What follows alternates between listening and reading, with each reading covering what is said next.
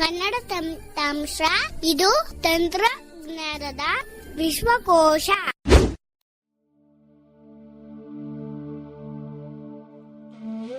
ಕನ್ನಡ ತಂತ್ರಾಂಶ. ನಾನು ಅರವಿಂದ್ ಮಾತನಾಡುತ್ತಿದ್ದೇನೆ.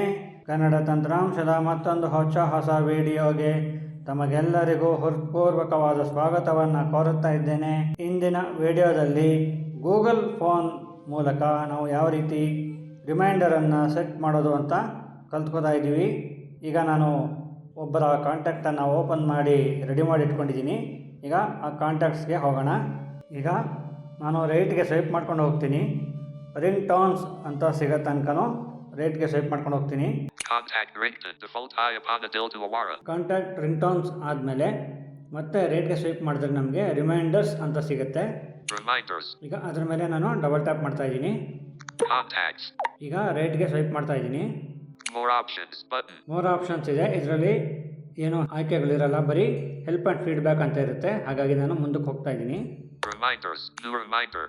ನಾವು ಸ್ವೈಪ್ ಮಾಡ್ಕೊಂಡು ಹೋದ್ರೆ ನಮಗೆ ನ್ಯೂ ರಿಮೈಂಡರ್ ಅಂತ ಸಿಗುತ್ತೆ. ಅದ್ರ ಮೇಲೆ ನಾವು ಡಬಲ್ ಟ್ಯಾಪ್ ಮಾಡಬೇಕಾಗತ್ತೆ. ಈಗ ಮತ್ತೆ ರೈಟ್ಗೆ ಸ್ವೈಪ್ ಮಾಡೋಣ. ನೋಡಿ, ಇದು ಇಂಪಾರ್ಟೆಂಟು. ನೀವು ಸ್ವೈಪ್ ಮಾಡ್ಕೊಂಡು ಹೋದ್ರೆ ಬರ್ತ್ಡೇ ಅಂತ ಸೆಲೆಕ್ಟ್ ಆಗಿರುತ್ತೆ, ಬಟ್ ಅದು ಡ್ರಾಪ್ ಡೌನ್ ಲಿಸ್ಟ್ ಇರುತ್ತೆ. ಅದ್ರ ಮೇಲೆ ನಾನು ಡಬಲ್ ಟ್ಯಾಪ್ ಮಾಡ್ತಾ ಇದ್ದೀನಿ. ಈಗ ಡ್ರಾಪ್ ಡೌನ್ ಲಿಸ್ಟ್ ಓಪನ್ ಆಗಿದೆ. ರೈಟ್ಗೆ ಸ್ವೈಪ್ ಮಾಡೋಣ. ಆ್ಯನಿವರ್ಸರಿ ಅಂತ ಇದೆ. ಡಿಫಾಲ್ಟ್ ಆಗಿ ಬರ್ತ್ಡೇ ಸೆಟ್ ಆಗಿರುತ್ತೆ. ನೀವು ಆ್ಯನಿವರ್ಸರಿ ರಿಮೈಂಡರ್ ಸೆಟ್ ಮಾಡ್ಕೊಳ್ಳೋಕ್ಕೆ ಇಷ್ಟಪಟ್ಟರೆ ನೀವು ಇದ್ರ ಮೇಲೆ ಡಬಲ್ ಟ್ಯಾಪ್ ಮಾಡಿ ಆ್ಯನಿವರ್ಸರಿ ರಿಮೈಂಡರ್ನ ಸೆಟ್ ಮಾಡ್ಕೋಬೋದು. ಅಥವಾ ಮತ್ತೆ ಸ್ವೈಪ್ ಮಾಡಿದ್ರೆ ಕಸ್ಟಮ್ ಅಂತ ಸಿಗುತ್ತೆ. ಕಸ್ಟಮ್ ಮೇಲೆ ಡಬಲ್ ಟ್ಯಾಪ್ ಮಾಡಿ ನೀವು ಬೇರೆ ಯಾವುದಾದ್ರೂ ನಿಮಗೆ ಬೇಕಾಗಿರ್ತಕ್ಕಂಥ ರಿಮೈಂಡರನ್ನು ಸೆಟ್ ಮಾಡ್ಕೋಬೋದು. ಈಗ ಕಸ್ಟಮ್ ಮೇಲೆ ಒಂದ್ಸತಿ ಡಬಲ್ ಟ್ಯಾಪ್ ಮಾಡಿ ನಿಮಗೆ ತೋರಿಸ್ತೀನಿ. ನೋಡಿ, ಇಲ್ಲಿ ಎಡಿಟ್ ಬಾಕ್ಸ್ ಬಂದಿದೆ. ಇಲ್ಲಿ ನೀವು ನಿಮ್ಮ ರಿಮೈಂಡರ್ನ ನೇಮನ್ನು ಕೊಟ್ಕೋಬೋದು. ನಾನು ಕ್ಯಾನ್ಸಲ್ ಒತ್ತಾ ಇದ್ದೀನಿ. ಸೊ ನಾನು ಬರ್ತ್ಡೇನೇ ನಿಮಗೆ ಸೆಟ್ ಮಾಡಿ ತೋರಿಸ್ತಾ ಇದ್ದೀನಿ. ಮತ್ತೆ ಈಗ ರೈಟ್ಗೆ ಸ್ವೈಪ್ ಮಾಡೋಣ. 4/16/25 edit box date drop down list. ನೋಡಿ, ಇದು ಕೂಡ ಡ್ರಾಪ್ ಡೌನ್ ಲಿಸ್ಟ್ ಇದೆ. ಡೇಟು ಇವತ್ತಿನ ಡೇಟು ತೋರಿಸ್ತಾ ಇದೆ. 4ನೇ ತಿಂಗಳು 16ನೇ ತಾರೀಕು 25ನೇ ಇಸ್ವಿ ಅಂತ ತೋರಿಸ್ತಾ ಇದೆ. ನಾನೀಗ ಇದ್ರ ಮೇಲೆ ಡಬಲ್ ಟ್ಯಾಪ್ ಮಾಡಿ ಡೇಟು ಮತ್ತು ತಿಂಗಳನ್ನು ಸೆಲೆಕ್ಟ್ ಮಾಡ್ಕೋತೀನಿ. ಸೊ ಅಕ್ಟೋಬರ್ ತಿಂಗಳು ಬೇಕಾಗಿತ್ತು. ಅಕ್ಟೋಬರ್ ತಿಂಗಳು ಸೆಟ್ ಮಾಡಿದ್ದೀನಿ. edit box 17. ಸೊ ನನಗೆ ಡೇಟು 17 ಬೇಕಾಗಿತ್ತು. 17 ಇಟ್ಕೊಂಡಿದ್ದೀನಿ. 2025 edit box.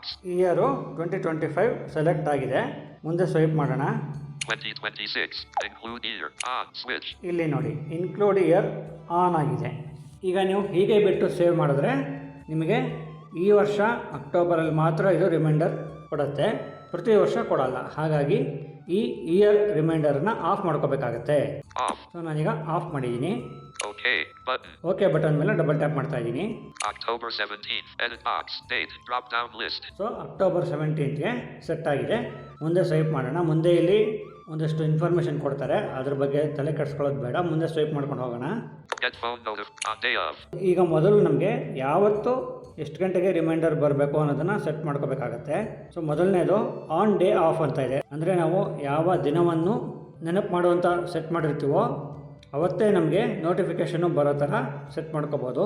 ಅಥವಾ 2 ದಿನ ಮುಂಚೆ ನೋಟಿಫಿಕೇಶನ್ ಬರೋ ಥರ ಸೆಟ್ ಮಾಡ್ಬೋದು.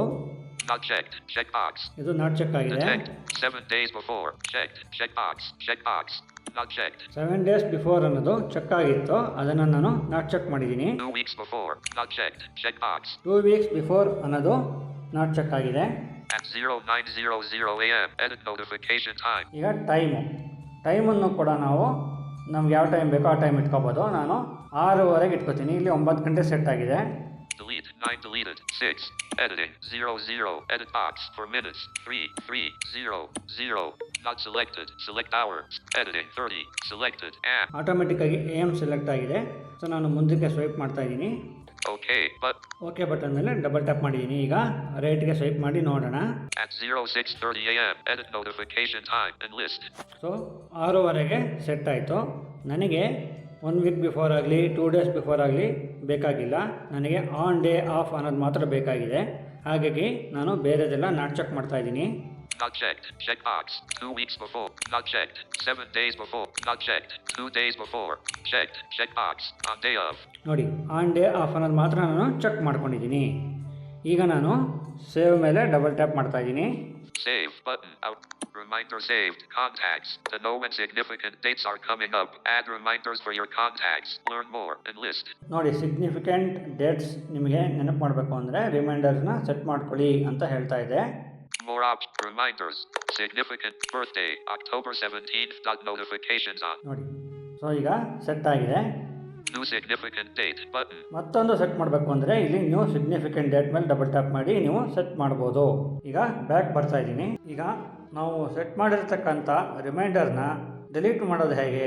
ಒಂದು ಪಕ್ಷ ನಮಗೆ ಇದು ಬೇಡ ಅಂತ ಅನಿಸಿ ಡಿಲೀಟ್ ಮಾಡಬೇಕು ಅಂದಾಗ ಯಾವ ರೀತಿ ಡಿಲೀಟ್ ಮಾಡೋದು ಅಂತ ನೋಡೋಣ. Edit contact button. ಈಗ ನಾವು ಯಾವ ಒಂದು ಕಾಂಟ್ಯಾಕ್ಟ್ಗೆ ರಿಮೈಂಡರ್ನ ಸೆಟ್ ಮಾಡಿರ್ತೀವೋ ಆ ಕಾಂಟ್ಯಾಕ್ಟ್ ಒಳಗಡೆ ಬಂದು ರೈಟ್ಗೆ ಸ್ವೈಪ್ ಮಾಡ್ಕೊಂಬಂದರೆ ಎಡಿಟ್ ಅಂತ ಸಿಗುತ್ತೆ. ಎಡಿಟ್ ಮೇಲೆ ಡಬಲ್ ಟ್ಯಾಪ್ ಮಾಡಿ ಸ್ವೈಪ್ ಮಾಡ್ಕೊಂತ ಬರಬೇಕಾಗತ್ತೆ. Add email. October 17th. Edit box. Significant date birthday. Drop down list. ನೋಡಿ ಇಲ್ಲಿ ಸಿಕ್ತು ನನಗೆ ಅಕ್ಟೋಬರ್ 17th ಅಂತ ನಾನು ಸೆಟ್ ಮಾಡಿದ್ದೆ.